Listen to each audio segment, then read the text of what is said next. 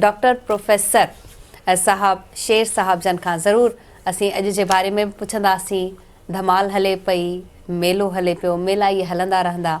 सो सब खां पहिरीं असीं डॉक्टर शेर मेहराणी खां शुरुआत कंदासीं। तव्हां छा चवणु चाहींदा? अॼु खां उर्स मुबारक शुरू थिए पियो, कुझु लफ़्ज़ अॼु जे बारे में।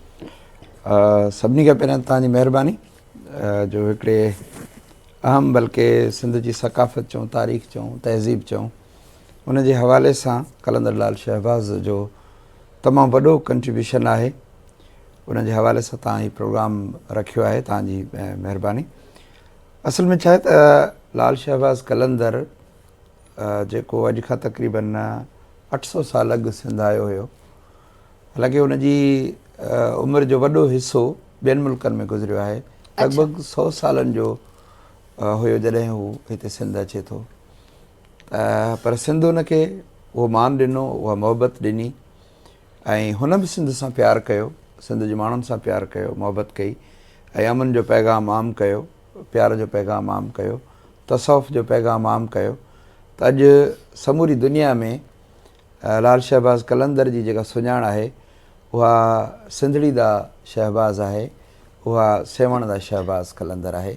हुनजी जेका पहिरीं सुञाण आहे उहा ॼण त हाणे उहा सुञाण ई न रही आहे।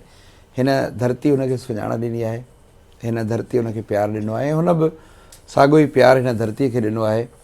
ऐं अॼु जीअं लतीफ़ साईं चयो त सारी राति सुभान जागी जिन यादि कयो, उनजी अब्दुल लतीफ़ चए मिटीअ लधो मान, कोड़े कनि सलाम अचो आगाह हुनजे।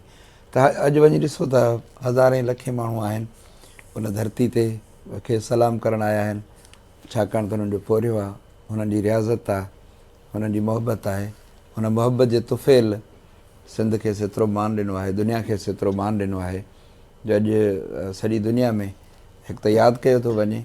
ऐं आहे लतीफ़ साईं जे हिन बैत जी तस्वीर त सारी राति सुभान जागी जिन यादि कयो, जिन सुभान खे जागी करे यादि कयो आहे त उन्हनि जी पोइ मिटी मान बि लहे थी, धरती बि उन्हनि खे दान ॾिए थी ऐं माण्हू बि उन्हनि सां प्यारु कनि था। अमन जो पैगाम आहे, प्यार जो पैगाम आहे ऐं दमादम मस्तु कलंदर आहे। दमादम मस्तु